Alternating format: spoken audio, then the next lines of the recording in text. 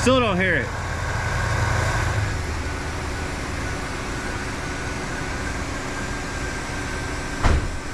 Man, this is not my day.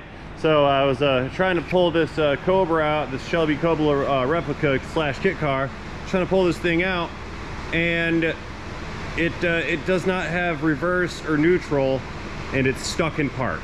So it was hanging out in here. I had the thing running, had to jump start it again because the battery was fried on it. I've got a new one that just showed up somewhere around here, but I have not stuck the new one in there. Anyway, so I got the thing started and I was trying to just get it backed out and move it over so I can have the lift. And I spent about a half an hour trying to get the thing into reverse. Now it's stuck in park, so I give up. So I've been hanging out on this thing, or in this thing, exhaust running, no cats on it, it stinks in here. So I said, you know what, let's go do something else. So I came over here to diagnose a code on this new fuel pump, and it turns out my guy overfilled the fuel tank massively. So when I popped the top off of the pump, it dumped fuel everywhere on top of the tank, and it's running out all over the place. So I'm like stoned out of my gourd today from gasoline smells, and I can't get away with it, from it, or whatever it is. So I'm just gonna stop doing everything. I'm gonna go back to doing something easy. Yeah, we're just gonna come out here in the outside in the breeze and stop breathing in gasoline fumes, because it is now like a toxic zone over there in the shop. It's so bad Dave left and went to lunch. So I'm gonna come out here and we're gonna return to this this Ford F-150 with the 5.4 that it's got a rear main seal leak. I need to pull the transmission out to confirm. And this is the one customer was complaining of an engine knock, and he said he had found a bunch of metal inside of the oil, and I have brand new oil in it, so I couldn't recreate the metal issue, but we're gonna try to find that knock again. What I'm gonna do, yeah, hear that squealing business? That belt, I can't hear anything over that belt squeal. So what we're gonna do here is I'm gonna bring this thing, I'm gonna nose it in so I can still have some airflow. We're gonna pop the hood and I'm gonna yank off the accessory drive, and we're gonna put a set of idler pulleys on it, a tensioner, and I'm gonna throw a belt on there for good measure because we have it off, so why put an old belt back on? So this is going to be the part 2 of the diagnostic series on how do I get this engine problem warranted.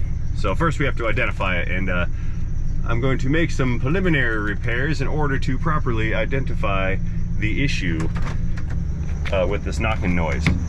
Yeah, the guy said, what he said is if you drive it and you come off the throttle lightly, you'll hear it brrr, it'll start to rattle at higher speed with lower load. So that's what we're gonna try to recreate after we make that horrendously loud belt squeal stop squealing. So let us pop the hood, power this thing down, where's that key at, and get started. Oh, by the way, I'm not actually like stoned out of my gourd. Like I've got my wits about me, and I can breathe. Just a disclaimer, I'm not gonna die in here in the shop just because it stinks like gas. That's why the gas stinky car is outside. Alrighty, so here's how we're gonna do this. I'm going to remove this air intake plumbing business here. We'll pull the air filter housing out, and come here, clip. I'm probably going to remove the fan shroud in its entirety. I could probably maybe squeeze in and out of there, but I also am going to replace some tensioner pulleys here, and I don't really want to fight with it because I've been fighting with things all day, and I need a break. I don't want to fight anymore. I want to live in harmony, but the cars won't let me. Between that Charger gasoline business and this thing, or that Cobra thing, I'm at what you would call the wit's end. So anyway, what I need to do, I'm gonna go right down below here, and I'm gonna pull that fan off. Just gonna knock it with a long reach chisel and an air hammer. We're gonna thread that thing off, and then I'm gonna pull this whole shroud out of here, easy peasy like. And that's gonna give us all the access we need to the front side of our 5.4 V8. Alrighty, air chisel coming in.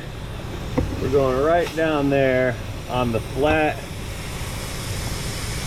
Light in there. See the flat on the fan? You give that a couple taps. Walk that fan right off. trigger control.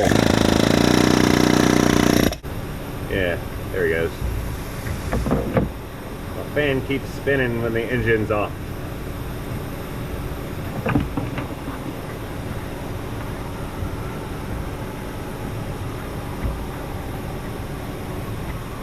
When doing this, you got to make sure you don't let the fan fly off and smack into the radiator. Sometimes you, doesn't always go like that. Sometimes you drop it instead, but okay, that's good there. We'll leave that alone. So now I've got two bolts on the top of the radiator, backside right down here. We need to get those guys disconnected here. Let's see here. There's one. There's no bolts at the bottom. I think it's just held on with some clips. Here, you stay right there. And then the one back here. Oh, that one's held on with a zip tie. Okay. No bolts, 2 on bolt. Zip tie, zip tie. Come here.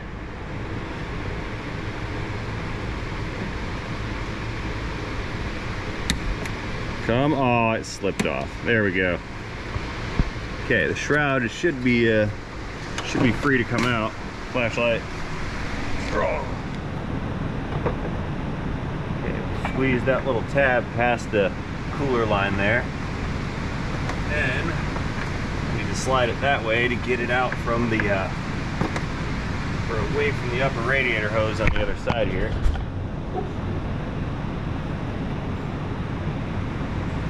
What are we stuck on? Why are we stuck there? I'm not taking this hose off.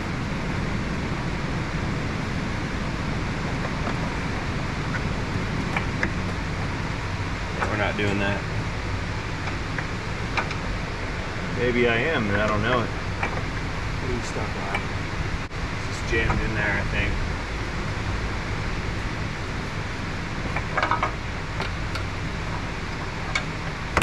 There.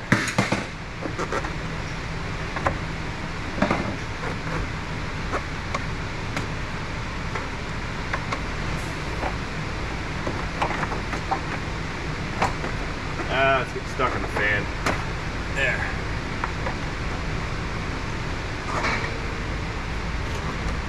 Okay, the fan's out.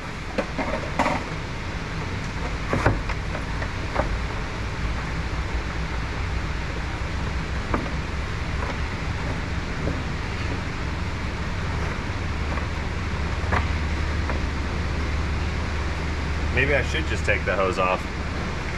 But I've gone too far. It's not gonna happen.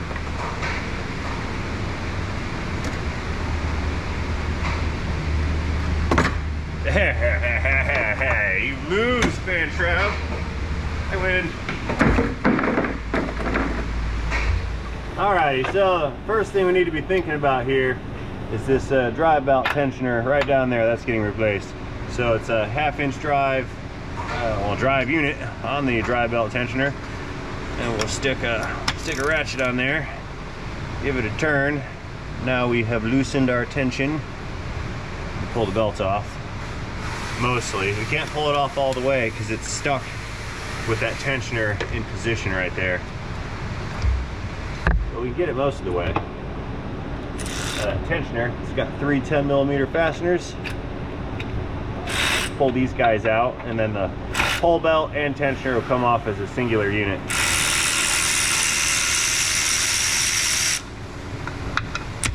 Neutral drop.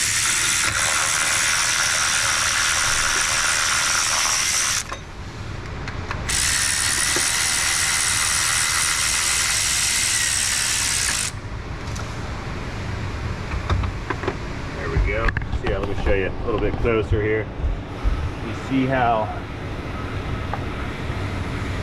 see the loop in the belt right there? Right there? See how the belt comes up from between the crank and the AC, and then the tensioner is going to slip into that area, and then it's going to pull up on the belt to create the belt tension. It's not my favoriteest design ever because you can't do a belt replacement without changing or without removing that tensioner, which is rather annoying, but is what it is. Yeah, it's not the greatest. Now I wonder which one of these pulleys here is my primary offender on that noise. That one's got some wobble to it. That one's got some wobble to it. And that one also has a bunch of wobble to it.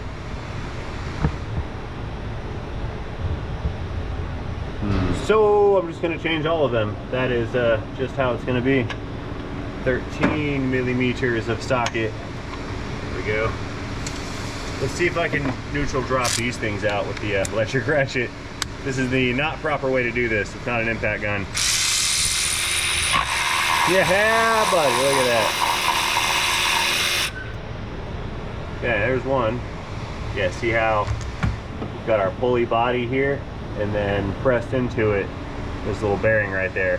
These little bearings will dry out, the grease dries up in them, and they get dirt in past the seals, or both, and then they wear out and wobble and make all kinds of really wicked, nasty noises, which we do not like. So next one, since we found a method that works, I'll just continue that.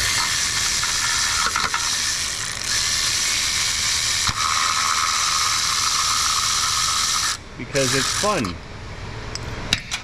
Yep, I see it. Don't panic. Nobody move. It's right there. There we go. Got it. Oh, look at this one. A little bit different than that than the first one I just took off. This one looks a little boogered up on the back side. See the bearing? That one's visible. This one, not so much. It seems to rotate sort of freely, so I don't know. That may not be the squealer. It might be. Regardless, it's getting replaced. Okay, next one. This is the grooved one. Let's get that guy thrown on. Neutral drop. There we go. Hey, Sue. Hello. What's up, brother? Is your second pulley that I completely did not forget about? It's okay to not forget about things. I don't forget about things all the time. Yeah. You forgot to remind me that I forgot. That's why. Well, then we both forgot, so we equally share responsibility for this. But it's okay, because you're just in time, sir. Hell yeah. Alrighty, got a new. Looks like it is the correct number of ribs. Diameter. This is the grooved idler pulley. Like I was saying, there's the grooved ones and the smooth faced ones, and you can't get them backwards. You get them backwards, you're gonna have a bad time. So the grooved one goes again down the bottom, and then the smooth faced ones, of course, go in the other locations. Here, I'll throw that guy on right there, and I've got both the smooth faced ones in position. You know, I wonder if I put the belt on this with no bolts, how long those pulleys would last before they came off. Not gonna try it, but it seems to be kind of gravity. Fun to think about, right? There it is, I got it, no worries. Yeah, I'm full of ideas, folks. I never said they were good ideas, but I'm full of them.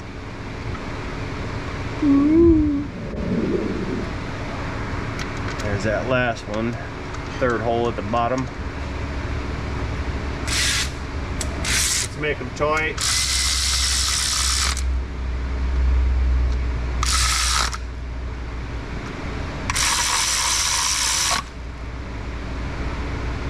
There we go. Okay. 3 tensioners are in position. Let's fetch the belt and we'll get that tensioner. 3 idlers are in position. Let's fetch the belt and get the tensioner in place. Words.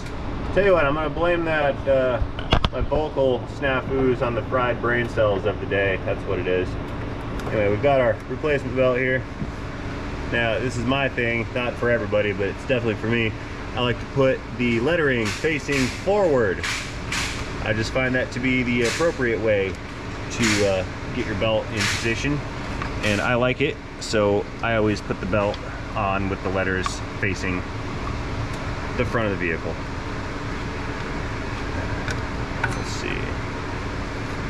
That goes under smooth face, under again ribbed face, and the power steering, that is ribbed face. and smooth face on that idler. I think that's how she goes, like so. Now clearly I'm not going to be able to get the tensioner on with the belt routed properly, so what I shall do is we're going to pull that back off the alternator. It's going to give us all kinds of slack in other areas of the belt to set that up correctly. See that? Okay, tensioning unit coming into position here. It matches up with the original one. So what I'll do is just slide that guy right in the hole, like so. And then we'll fasten it on. And then set the tensioner up, or set the belt up on the alternator, and this accessory drive rebuild is good to go. Then I can get around to diagnosing the engine knocking noise. And I know this seems excessive, but it's not. Either you're going to do a job or you're not, and changing one of these pulleys, spending a bunch of time trying to isolate it and guessing or swapping them around with one new one, it's just not very effective. So we're rebuilding it, and I'm putting them all, putting all of them on there. Wrong socket. See that?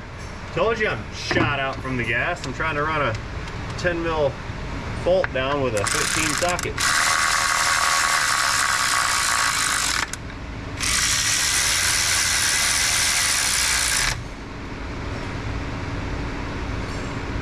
Click.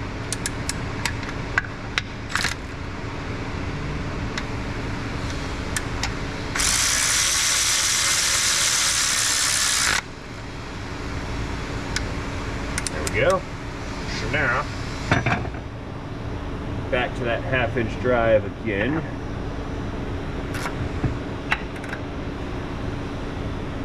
Push her down. That's going to slack up the bottom of the belt, and I can give it a tug here.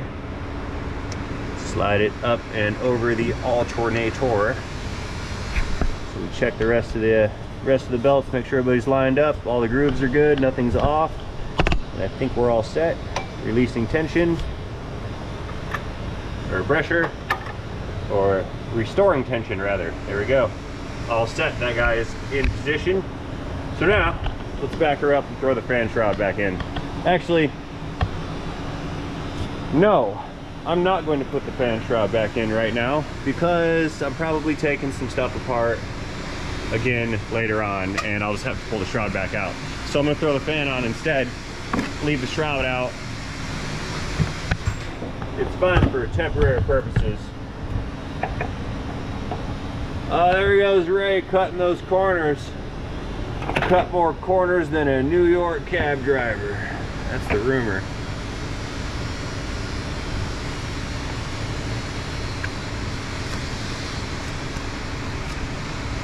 Spin it.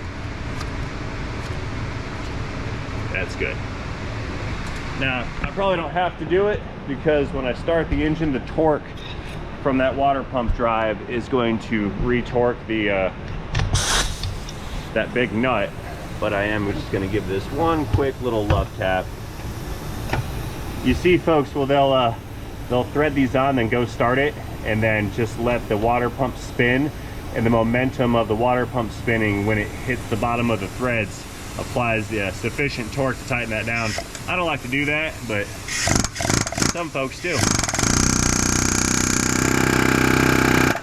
There, I'd rather do that. Stay. Okay, let me clean my goodies out of here, throw the intake back together, then we'll fire this up, and then we'll listen for the knock noise. Save. Oh. I like to save all these kinds of things. That way, if I have to build a power station out of alternators and windmills after the end of the world, I've got hardware. Okay, get rid of this, and the light, and the ratchet. Good.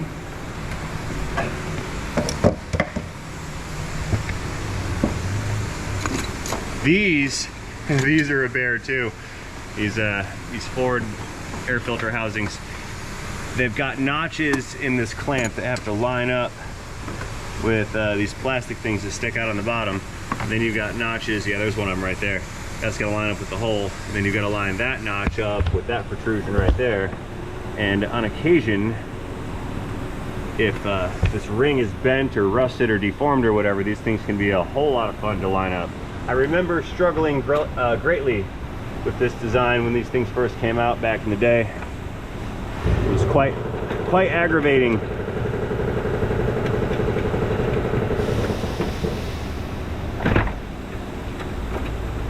And now we see why.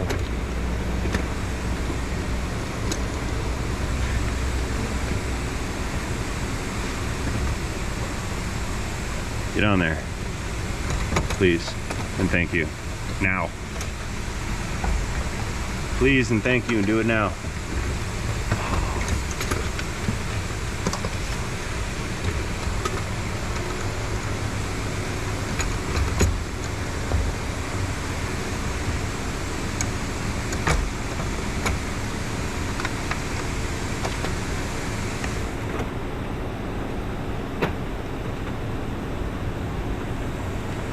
And it's not on the groove in the bottom. Ooh, what was I just saying about these things suck? Yeah.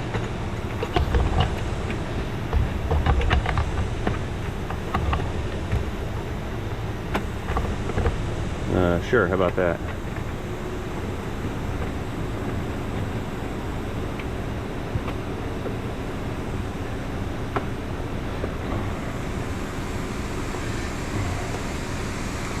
Seriously?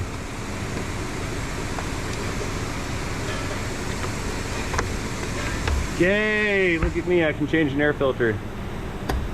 Hooray, hooray. Okay, I think we're about all set here. Let's fire this thing up.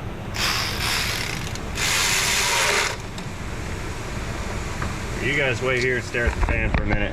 I'll go ahead and hit the key. Starting the engine.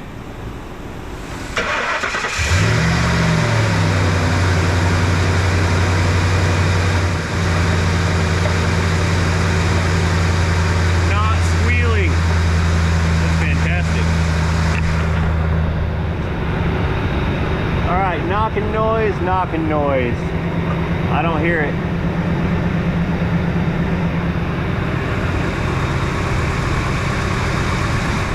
All right, well, let's take it out on the road, let it warm up some, and then we'll try to get that high RPM, low load noise as it was described. We'll try to recreate that next. Ford Raptor hood coming down. Non-Raptor. It's not a Raptor. It's F-150. All right, let's back this unit out of here and go for a ride real quick. Honks for safety, checking mirrors for safety. Nobody's back there.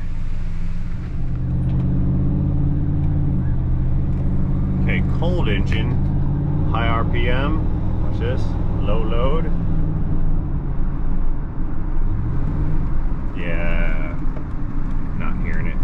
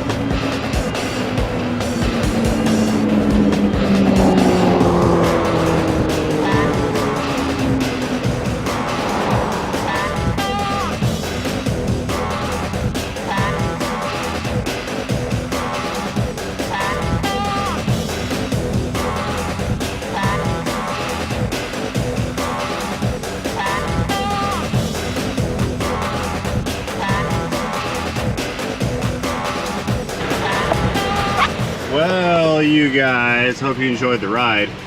It was a very silent ride. I heard no knocking. The only thing that this thing does that I didn't really particularly care for is its horsepower output.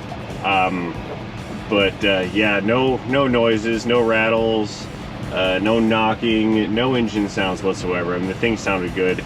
So again, I don't know. I don't know if I got. And then you know what? What needs to happen here is we need to put a few hundred miles on this somehow, some way, and probably wait for that oil to become metal contaminated again. If I get some metal contamination in the oil, I can file warranty claims all day long. But without that kind of hard evidence, or without me hearing this knock, we have really nothing to go off of. So I think what we're gonna do, since the sound is gone at this current point in time, put that window up. I believe what I need to do is I'm going to give this back to the fellow that owns it and have him drive it throughout the rest of this oil change right here.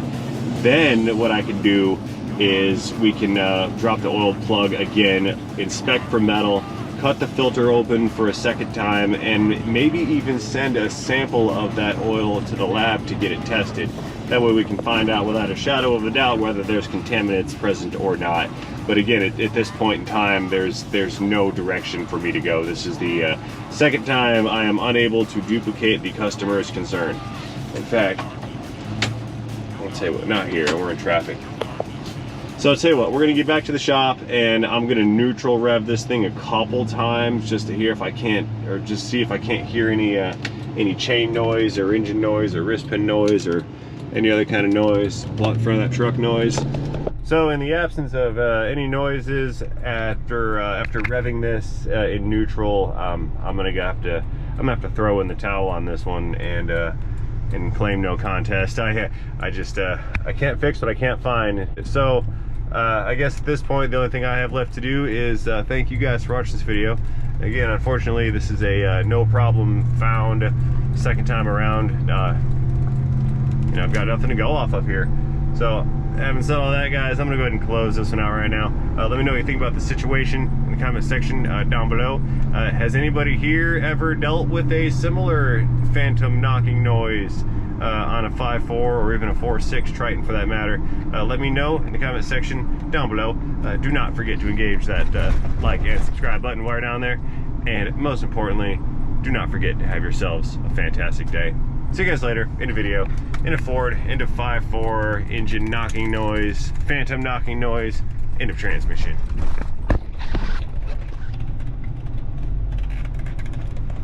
I hear a clicking noise in that steering wheel though. There's this guy in park. Let's go under the hood, check it one last time before we shut her down. Actually, let's shut her down. Listen for a noise on startup maybe. Nada, I hear nothing, it's not here. Re-pop the hood. Did it pop? Once you pop, the hood don't stop. There we go. Leverage. Yeah. I don't hear it.